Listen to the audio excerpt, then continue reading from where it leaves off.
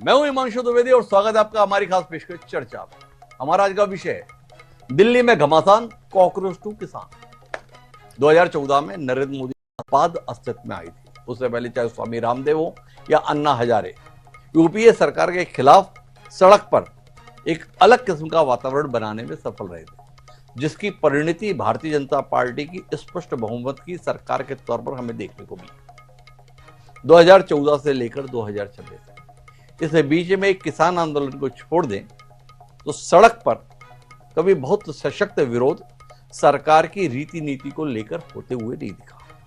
पर supreme court के मुख्य न्यायाधीश के द्वारा एक सुनवाई के दौरान की गई कथित टिप्पणी के बाद अस्तित्व में आई कॉकरोच जनता पार्टी जन आंदोलन का माहौल बनाने में सफल हुई।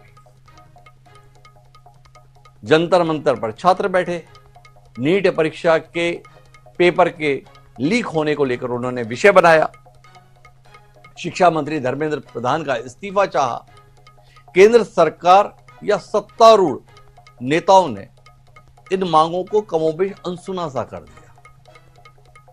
सोनम वांगचुक, जिनकी एक अलग छवि, वह इन छात्रों के समर्थन में जंतर मंतर पर अनशन पर बैठ गए।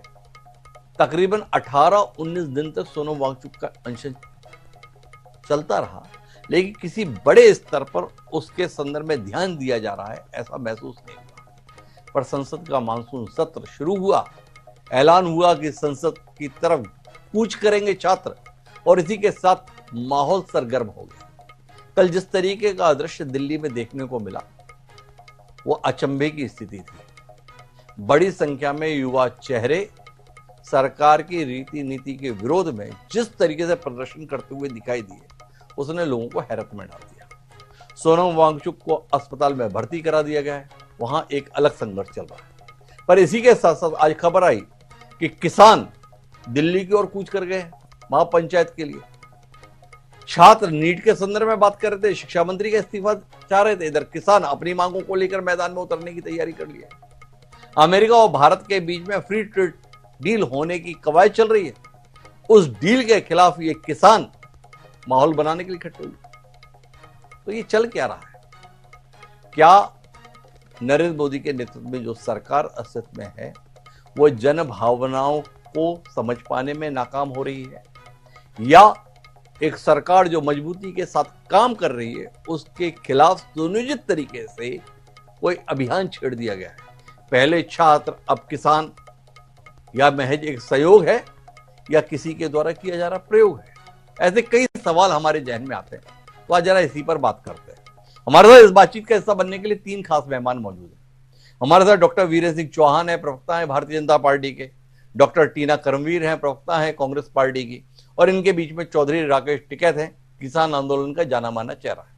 चर्चा से ही करते हैं। और चौधरी साहब, इधर बच्चे संसद की ओर कूच किए, खबर मिली कि आप भी दिल्ली की ओर कूच कर लिए। हालांकि शाम आते आते खबर आई कि कूच अब शायद ठहरा दिया गया है, रोक दिया गया है, कुछ बातचीत में सहमति बनी है। थोड़ा आप बताएंगे अचानक फिर दिल्ली की ओर क्यों चल दी है? दिल्ली में क्योंकि भारत सरकार ने कई संगठन जो एसकेएम था तोड़कर अलग अलग किए हैं जी। तो उसमें भी एक किसान संगठन है, उसने दिल्ली की कॉल दे रखी थी। हम भी आज की, क्योंकि हमारी मीटिंग होती है आज की, तो संयुक्त मोर्चे ने आज की कॉल और कल की अब अपने हिसाब से कर सकते हैं। वो डिस्ट्रिक्ट हेडक्वार्टर की है और कॉल ये है कि जो डील हो रही है अमेरिका की, वो डील रद्द हो। ये हमारी कॉल है और हमारे भी डिस्ट्रिक्ट हेडक्वार्टर पे बहुत जगह प्रोग्राम में। तो डील क्या हो रही है? आपके पास ये जानकारी आ गई क्या? डील का ड्राफ्ट आपके पास आ गया है? डील के तहत क्या किया जा रहा है ये आपकी जानकारी में आ गया है टिकैत साहब? जानकारी में तो आप लोगों के माध्यम से तो आ रहा है कि उनका जो माल आएगा वो 0 ड्यूटी पाएगा और हमारा माल जाएगा 18% ड्यूटी लगेगी। एनिमल फीड्स आएगा, एप्पल आएगा, ग्रीन आएगा, वहां से बहुत सी चीजें आएगी। अगर ड्यूटी फ्री आएगा तो देश का किसान तो बर्बाद होगा ही। जी भाई आप कैसे उसको कंट्रोल कर सकते हो? भाई चीनी भी यहाँ से बाहर से आ रही थी, अगर चीनी पे 100% ड्यूटी ना होती तो यहाँ के किसान का क्या हाल होता? मध्य प्रदेश में आपके यहाँ गन्ना होता है, उत्तर प्रदेश में होता है, महाराष्ट्र में होता है। अगर चीनी यहाँ पे 22 रुपए और 25 रुपए चीनी आएगी तो यहाँ के किसान का क्या हाल होगा? उसका कंट्रोल करके ही तो रोकी है ना। आज चीनी पर 100% ड्यूटी है और भारत सरकार से उस टाइम पे हमने एक रेट फिक्स करवाया था 32 रुपए। तो अगर बाहर से शुगर आएगी तो 32 रुपए पहले उसको टैक्स देना पड़ेगा जब भारत में शुगर बेचेगा। तो इसलिए गन्ना किसान बचा है। अगर एप्पल जूस आएगा तो एप्पल का किसान बर्बाद होगा। अगर पर टिकैत साहब, भारत सरकार तो ये कह रही है, खासतौर पर प्रधानमंत्री नरेंद्र मोदी बोल रहे हैं कि किसानों के हितों के साथ कोई समझौता नहीं होगा। एक तरफ प्रधानमंत्री का बयान, दूसरी तरफ अखबारी खबरें, ऐसा हो सकता है, ऐसी संभावना है, ऐसा बताया जा रहा है। आपको प्रधानमंत्री की बात पे एतबार नहीं है, पर जो खबरें आती हैं उन पे एतबार है। ऐसा अविश्वास क्यों है? मध्य प्रदेश में मक्का किसान क्यों बर्बाद हो गया? छत्तीसगढ़ में क्यों बर्बाद हो गया जी? मक्का एमएसपी पे बिक्री है क्योंकि मक्का 50 लाख मीट्रिक टन मक्का बाहर से आई, तो मक्का किसान बर्बाद हो गया। आलू के किसान का क्या हाल है? धान के किसान का क्या हाल है? भाई आप तो छत्तीसगढ़ में 3100-3200 रुपए वहां दे रहे हैं, लेकिन आप बिहार को देखो ना, जो बिहार का किसान 800 से 900 और 1200 रुपए क्विंटल धान बेचता है, तो उसका भी हाल देख दो एक बार क्या है। वहां तो मंडियां खत्म कर दी, यहाँ कम से कम मंडी तो है। छत्तीसगढ़ में, मध्य प्रदेश में, यहाँ तो सब जगह मंडी तो अभी है। भाव मिलेगा नहीं मिलेगा वो तो चलो बाद की बात है, लेकिन बिहार के अंदर तो मंडियां ही खत्म कर दी जो बाजार समिति है। और प्रधानमंत्री पे विश्वास कर रहे हैं। भाई प्रधानमंत्री जी पे तो आपने विश्वास करा था ना, हमने देश के नौजवान ने विश्वास करा था 15 लाख रुपए का, क्या मिल गए? इस देश को आंदोलन बचाएगा और कोई नहीं बचा सकता इस देश को। तो टिकैत साहब ने एक सैद्धांतिक बात कही, सूत्र में बात कही, इस देश को आंदोलन ही बचाएगा, कोई और नहीं बचाएगा। डॉक्टर वीरेंद्र सिंह चौहान, क्या कहते हो आप? ना किसान साथ, ना जवान साथ, ऐसे हालात बनते हुए दिख रहे हैं। कितना चुनौतीपूर्ण है। बच्चे लाठियां खा रहे हैं, किसान बैरिकेड लगाकर रोके जा रहे हैं, तो फिर सरकार किसके लिए? आपने म्यूट कर रखा है चौहान साहब, इस समय आपकी आवाज मुखरता के साथ आनी चाहिए। इस समय आवाज बंद हो गई तो बड़ी दिक्कत हो जाएगी। जी डॉक्टर साहब, जी डॉक्टर साहब, आवाज आ रही है मेरी? जी, एकदम खनकती हुई। हाँ, मैं ये कह रहा हूं कि जो बात शीशे की तरह साफ है, जो सरल रेखा की तरह सीधी है, वो ये कि भारत का जवान भी भारतीय जनता पार्टी और सरकार के साथ है, भारत का किसान भी भारतीय जनता पार्टी और प्रधानमंत्री नरेंद्र मोदी जी के नीतियों, कार्यक्रमों और उनकी दूरदृष्टि के साथ है। तभी लगातार तीसरी बार भारत में हमारे टिकैत साहब की रुदाली के बावजूद, इनके आंदोलन के बावजूद, इनके हो हल्ले के बावजूद, इनके गाली गलौज के बावजूद देश में भारतीय जनता पार्टी की और हमारे गठबंधन की बहुमत की सरकार बनी है। प्रजातंत्र में बहुमत का निर्णय वो संविधान सम्मत भी है, नैतिक भी है और उसको सबको स्वीकार करना चाहिए। देश का बहुमत भारतीय जनता पार्टी के साथ था, है और हमें विश्वास है भविष्य में भी रहेगा। जितने लोग आज हल्ला कर रहे हैं, इससे अधिक लोग पहले भी हल्ला कर चुके हैं और हल्ला करने वालों की प्रामाणिकता और विश्वसनीयता कितनी है।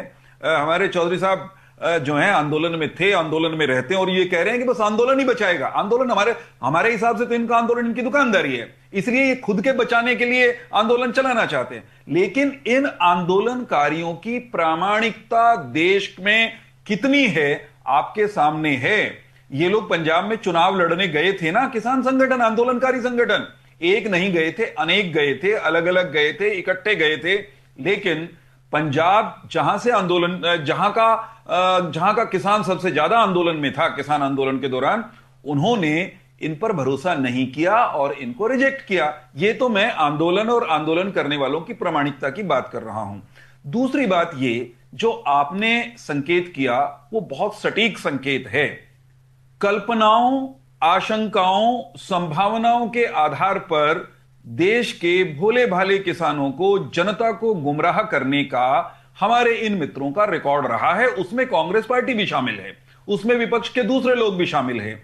कुछ भी बोलेंगे, बोल करके जहर घोलेंगे, और जब इनका सामना आईने से कराया जाएगा तो फिर, और आईने से भी सुप्रीम कोर्ट में जाकर के, हाई कोर्ट में जाकर के सामना कराया जाएगा, तो फिर इनके नेता एक से अधिक बार वे अपने झूठ के लिए माफी मांगकर रिकॉर्ड पर भागते हुए नजर आते हैं। तो ऐसे अप्रामाणिक, अविश्वसनीय, देश में असहिष्णुता, असहनशीलता का माहौल पैदा करने के इच्छुक लोगों को बहुत गंभीर से जनता नहीं लेती है। अगर वीरेंद्र चौहान जी, आपने काफी विस्तार से बात कही, थोड़े 2-3 सवाल निकल आए हैं इसमें। ज्यादा लंबा बयान हो जाएगा तो हमारे सवाल रह जाएंगे। आपने कहा कि अगर जवान और किसान साथ ना होते तो लगातार तीसरी बार भारतीय जनता पार्टी और एनडीए की सरकार नहीं होती। पर संकट बड़ा है चौहान साहब, आप रिकॉर्ड देखते नहीं, इतिहास देखते नहीं। साथ थे तो स्पष्ट बहुमत की भारतीय जनता पार्टी की सरकार 2014 और 2019 में अस्तित्व में आई, पर 2024 में आप अल्पमत की सरकार भाजपा के स्तर पर चलाने के लिए बाध्य हुए और एनडीए की सरकार बहुमत की चलाने के संदर्भ में आप बाध्य हुए। 303 सीटों पर पहुंची हुई भारतीय जनता पार्टी 400 पार का नारा लेते हुए 240 पर दिखाई दी। जानकारी के लिए चौहान साहब, नाराजगी की क्या बात है। दूसरी बात यह कि जो इन्होंने कहा कि ये तो आंदोलन इनकी दुकानदारी है, पर इस दुकानदारी के सामने तो आपने हथियार डाल दिए थे। जिन 3 किसान कानूनों को लेकर इन्होंने आंदोलन छेड़ा था, इनके आंदोलन के दबाव में आकर आपने वो कृषि कानूनों को वापस लिया था। आपने उस समय पर एमएसपी के लिए वादा भी किया था, कमेटी भी बनाई थी। आज इतने साल बीत जाने के बावजूद भी उस कमेटी की कोई रिपोर्ट हमारे बीच में नहीं आई। तो कमेटी केवल बहलाने के लिए थी या किसानों की दिशा सुधारने के लिए? दूसरा सवाल आपसे इस संदर्भ में। और तीसरा, आपने बताया कि पंजाब ये लोग गए थे, क्या कर लिए? चलो, ये लोग कुछ नहीं कर पाए, आप क्या कर पाए? आपके पल्ले पंजाब में क्या आया? तो 3 विषयों पर रोशनी मिल जाए तो फिर डॉक्टर टीना कर्मवीर जी के पास जाया जाए। बहुत संक्षेप में और सीधी बात करूंगा मैं। इसमें कोई संदेह नहीं कि हम उतने आंकड़े को नहीं छू पाए पिछले लोकसभा के चुनाव में जितना हमने सोचा था, परंतु हम अल्पमत की सरकार नहीं है। हम चुनाव में एनडीए के रूप में ही गए थे और एनडीए के रूप में ही हमको बहुमत प्राप्त हुआ। इस बात को कतई कंफ्यूज करने की किसी को आवश्यकता नहीं है। और अंततोगत्वा बहुमत सत्य है, संविधान मानता है, कानून उसको मानता है। आप उसके विश्लेषण में उलझा करके विषय का विषयांतर करेंगे तो आनंद नहीं आएगा। एमएसपी पर मैं ये कहूंगा, मैं उस सरकार के प्रतिनिधि और उस पार्टी के प्रवक्ता के नाते आपके बीच में हूं जिसने न्यूनतम समर्थन मूल्य की रक्षा करने के लिए वैश्विक दबावों के सामने एकदम अंगद जैसा पंजा गड़ाकर दिखाया था। हम जब सत्ता में आए थे, हमसे पहले की टीना कर्मवीर जी की पार्टी की सरकार वो वैश्विक मंचों पर यह समझौता कराई थी कि हम फेज आउट कर देंगे एमएसपी को। भारत के प्रधानमंत्री के रूप में नरेंद्र मोदी जी जब सत्ता में आए तो उन्होंने कहा हम एमएसपी के मामले में, क्योंकि वो भारत की जो फूड सिक्योरिटी का भी अहम हिस्सा है और भारत का किसान वो भारत का जान है, प्राण है, ये हमारे लिए संवेदनशीलता का भी मामला है, तो हम उसमें कतई किसी के सामने किसी दबाव में झुकने वाले नहीं है। हम झुके क्या? हम झुके नहीं तो भी आशंकाओं का बाजार गर्म किए हुए हैं। ना चौहान साहब, ऐसे ना बहकाओ, ना ऐसे बहलाओ। हमने सीधे पूछा, किसान आंदोलन की समाप्ति कराने के लिए आपने एक कमेटी बनाई थी, थोड़ा आप बता सकते हैं वो कमेटी की रिपोर्ट कहां गई? उस कमेटी ने क्या काम किया? जो एमएसपी के संदर्भ में आपको बताना था, किसानों की मांगों के संदर्भ में बताना था, इतने साल बीत जाने के बाद उस पर क्या फैसला हुआ, बताइए आप।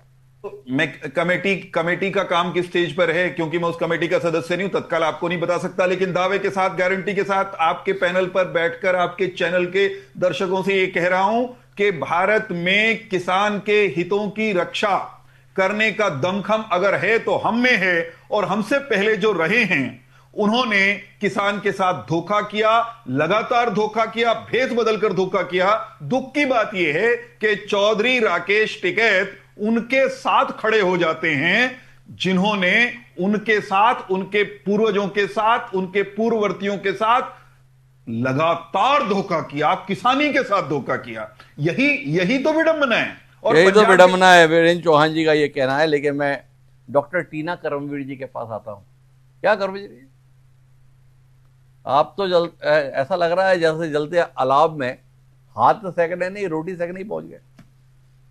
वो कांग्रेस जनता पार्टी से जुड़कर हजारों छात्र 20 दिन से धरना दे रहे जंतर मंतर पर। आपके नेताजी जो है प्रधानमंत्री के निवास के सामने ही धरना देना शुरू कर दिए।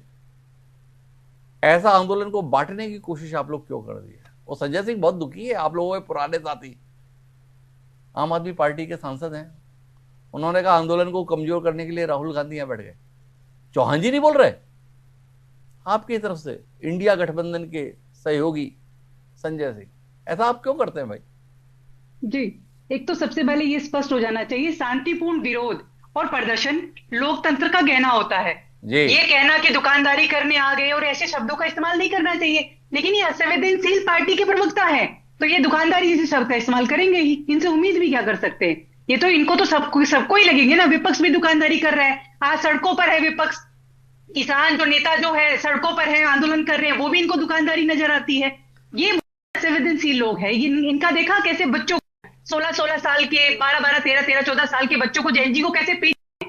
ये अमित शाह जी की सरकार कैसे गृह मंत्री के होते हुए, अरे आपके घर में भी तो बच्चे हैं ना, आपके उनके भी तो पोता पोती हैं। अरे आपको शर्म आती है ऐसे लोग ऐसे छोटे छोटे बच्चों को पीटते हुए? ये सिर्फ छात्रों पर हमला नहीं है। अरे एक मिनट टीना जी, आपका दिल इतना रो दिया बच्चों के साथ में, बताओ कैसा कर रहे थे ये लोग। पर हमें तो याद आ रहा है वो जब आपकी पार्टी के नेतृत्व में यूपीए की सरकार थी, और रात के अंधेरे में रामदेव जी बैठे हुए थे धरने पर, वहां पर भी तो पुलिस ऐसे ही टूट के पड़ी थी, रात के अंधेरे में खदेड़ दिए थे डंडे बरसाते हुए। आप भूल गई या आपको याद है? आप हमसे सवाल पूछ सकते हैं, हम जवाबदेही, हम अपनी जिम्मेदारी से जवाबदेही, हम जवाब देने के लिए तैयार है। लेकिन आज तक आप मुझे बता दीजिए भारतीय जनता पार्टी के किसी एक नेता ने यह कहा कि हाँ नीट का जो पेपर लीक लगातार हो रहे 152 के करीब, 750 करोड़ लोगों को, बच्चों को, जो छात्रों को पीड़ा झेल रही है, 25 लोग जो सुसाइड कर लिए हैं, 25 स्टूडेंट, क्या एक इस सरकार के किसी नेता ने जवाब दिया? एक बार भी प्रधानमंत्री का दिल पसीजा? आप हमसे सवाल पूछिए, हम तो सरकार में नहीं है। अरे टीना जी, अभी आप आरोप लगा रहे थे तो हमने प्रति प्रश्न किया। जहां तक प्रधानमंत्री की बात है, आज तो आ रही है खबर है, वो एनडीए की बैठक हुई थी आज, मंगल मिलन, आप करिए कि नहीं? उसमें प्रधानमंत्री जी ने कहा है महापाप परीक्षा का प्रश्न पत्र आउट होना। हजारी कहाँ है यार? हमारे समय की बात करेंगे तो हम भूल जाएंगे कि किस तरीके से यही एनडीए के लोग, संघ के लोग क्या क्या करते थे। लेकिन आज जो है जिस तरीके से छात्रों के साथ जो हो रहा है पूरा देश देख रहा है, और हम तो चाहते हैं न्याय मिले। किस तरीके से उनके साथ बर्बरता की गई है, और ये जो है खामोशी कर किए हुए हैं। आज जितेंद्र सिंह आ रहे हैं, इससे पहले आप क्या कर रहे थे? आपको अगर संवाद ही करना है तो कर लेते ना, जंतर मंत्र पे आके संवाद कर लेते, और संसद में चर्चा होनी चाहिए। हम तो चाहते हैं, संसद क्यों नहीं चलने देते? सत्ता पक्ष चाहता ही नहीं है इसके ऊपर चर्चा हो, और जानबूझकर ये मुद्दा भटका रहे कि ऐसा हो रहा है, वो हो रहा है, ये हो रहा है। अरे सब लोग चाहते हैं कि छात्रों की समस्याओं का समाधान होना चाहिए, लेकिन छात्रों की समस्याओं से कोई मतलब नहीं है। प्रधानमंत्री तो आएंगे, खिकी करके चले जाएंगे। आप आइए ना, कोई करिए कोई प्रेस कॉन्फ्रेंस, एक प्रेस कॉन्फ्रेंस की हो तो। आज राहुल जी के साथ जो कर रहे हैं ये, किस तरीके से उनके नाक में खून आके उनको डिटेन कर रहे हैं। कांग्रेस पार्टी विपक्ष के नेताओं के साथ कैसा व्यवहार कर रहे हैं, और कह रहे हैं हम तो सत्ता में है। अरे सत्ता के अहंकार में आप जो 240 में तो पटका था ना, क्यों आप बैग लेने के जा रहे हैं लोगों के पास? क्यों टीएमसी के नेताओं को जोड़ रहे हैं? क्योंकि आपको सिर्फ वोट चोरी से आप सरकार में बैठे हैं, इसलिए इनको घमंड हो रहा है, अहंकार हो रहा है। लेकिन समय एक जैसा कभी नहीं रहता है, समय बदलेगा। और यही जैन जी जिनको ये लोग क्या क्या नहीं बोलते थे, आंदोलन, ये परजीवी, आंदोलन जीवी, क्या क्या नहीं बोलते थे, आज देख लिया किस तरीके से नाक में दम कर दिया अमित शाह जी के। नए कमिश्नर लेके आए थे ना, किस तरीके से सतीश गोल्टा जी को दिन पे दिन हटा दिया, अनुराग जी को लाए थे। इनको लग रहा था कि हाँ प्रोटेस्ट को ही रोक देंगे। युवाओं को रोक सकते हैं आप, किसानों को रोक सकते हैं, महिलाओं को रोक सकते हैं। आज हर कोई युवा बोल रहा है कि मोदी सरकार कितनी असंवेदनशील सरकार है, छात्रों पर लाठियां चला रही है। राहुल जी तो एक बताओ टीना जी, ये छात्रों पर लाठियां चला रही है, इस पे आप बहुत नाराज हो, तो क्या करना चाहिए? अगर छात्र संसद भवन में दाखिल होने की कोशिश कर रहे हैं तो आपकी अपेक्षा क्या थी? इसके संदर्भ में क्या करना चाहिए सरकार को? आप तो एक जिम्मेदार राजनीतिक दल की प्रवक्ता है, जहां पर कांग्रेस की सरकार होती है वहां पर भी मुख्यमंत्री निवास पर प्रदर्शन, सचिवालय पर प्रदर्शन, विधानसभा पर प्रदर्शन जब हम देखते हैं तब भी कमोबेश पुलिस ऐसे ही काम करती है। थोड़ा आप बताइए क्या करना चाहिए? जी, देखिए मैं तो चाहती हूँ जो हमारे माननीय प्रधानमंत्री जी हैं, वो हम सब के प्रधानमंत्री हैं, बहुत परीक्षाओं पे चर्चा करते हैं, आपके कार्यक्रम का नाम भी चर्चा है, तो परीक्षाओं के परिणाम के बाद जो नीट के छात्रों को उन पे चर्चा कर लेते, बुला लेते। लगातार राहुल गांधी जी नीट के छात्रों से मिल रहे हैं, उनकी समस्या सुन रहे हैं, किस तरीके से उनको उनकी आवाज छात्रों की गूंज चला रहे हैं। ये नरेंद्र मोदी जी का काम था, प्रधानमंत्री वो है, राहुल गांधी प्रधानमंत्री ना मैं प्रधानमंत्री हूँ। अगर आज हम सरकार में होते, हम छात्रों से मिलकर संवाद करते, लेकिन आज भारतीय जनता पार्टी का कोई एक नेता, आप करेंगे कब? जब आपको पता है सब में चुनाव है तो छात्रों को बुलाएंगे, उनको कहेंगे कि परीक्षाओं पे स्ट्रेस मत लीजिए। अरे परीक्षाओं का स्ट्रेस मत लीजिए, लेकिन परीक्षाओं के बाद जो रिजल्ट आता है उस पे जो आपके खुद के लोग शामिल है, जिसमें धर्मेंद्र प्रधान को इस्तीफा से दिक्कत क्या हो रही है? आप दे दीजिए इस्तीफा, लेकिन आज इस्तीफा सिर्फ धर्मेंद्र प्रधान का नहीं होगा, आज अमित शाह जी का भी होगा, आज नितिन गडकरी का भी होगा, आज नरेंद्र मोदी जी का भी इस्तीफा मांगा जाएगा। क्योंकि जिस तरीके से इनसे सरकार थोड़ी चल रही है, लेकिन ये कुर्सी के मुंह में इतने पागल हो जा रहे हैं कि इनको कुछ दिखाई नहीं दे रहा है। ये देखिए कितने ये तो आप मुस्कुराएंगे क्योंकि ये इनको पता है कि वोट चोरी से इनकी सरकार बनी हुई है, इसलिए वोट चोरी से इनकी सरकार बनी हुई है। टीना जी बार बार इस बात पर है, हालांकि उन्होंने हमारे कुछ सवालों का उत्तर नहीं दिया, पर उनका जो मुद्दा है वो मुद्दा तो जायज है। भाई परीक्षा के पेपर लीक होने को लेकर अगर छात्र सड़क पर उतरे तो सत्तारूढ़ दल ने उनके साथ संवाद करने से परहेज क्यों किया? जितेंद्र सिंह आज बाहर निकले हैं, अब तक कहां थे? चौहान साहब इसका कोई उत्तर देना चाहिए। देखिए, हमारी जहां तक हम जो नीट की परीक्षा है या कुछ और परीक्षाओं में कहीं शिकायत आई, कुछ लीक हुए पर्चे, सरकार ने सख्ती से उनसे निपटने के लिए जो भी उपाय संभव थे वो किए। जहां कहीं कोई चोरी चकारी करने वाले, उसमें गड़बड़ी करने वाले पकड़ में आए, उनको जेल में ठूंसा। सारी प्रक्रिया चल रही है और हमने अपनी तरफ से संवाद के दरवाजे कहीं बंद नहीं रखे। समस्या ये है, एक मिनट चौहान साहब, आप बहुत विद्वान किस्म के प्रवक्ता हैं, सुलझे हुए व्यक्ति हैं। एक बात बताओ, अगर किसी इलाके में चोरी होती है तो उपलब्धि केवल ये रहेगी कि जिसने चोरी की थी उसको हमने पकड़ लिया, या इस विफलता के लिए भी कोई शर्मिंदगी होगी कि हम चोरी नहीं रोक पाए? चौहान साहब, कोई शर्मिंदगी है हम लोगों के मन में इस बात को लेकर के? हम 12 साल से सत्ता में हैं, पिछले साल भी नीट का पेपर आउट होने का प्रकरण सामने आया था, और इस बार तो विधिवत पहले तो सरकार इंकार ही करती रही, जब प्रमाण आ गए सार्वजनिक मीडिया के माध्यम से तब जाके कॉल लिया कि हाँ पेपर आउट हुआ। क्या इस विफलता को लेकर कोई शर्मिंदगी है कि हम एक सिस्टम ऐसा नहीं दे पाए जिसमें प्रश्न पत्र आउट नहीं होता? जिन बच्चों ने पुनः परीक्षा के दबाव में चल के आत्महत्या कर ली, क्या उनके प्रति कोई ग्लानि है, उनके प्रति कोई अपराध बोध है, या इस बात पर ही नाराज रहेंगे कि तुम्हारी हिम्मत कैसे हुई हमारी व्यवस्थाओं के खिलाफ सड़क पर उतरने की, हमारे खिलाफ धरने पर बैठने की, हमारे खिलाफ मुर्दाबाद करने की?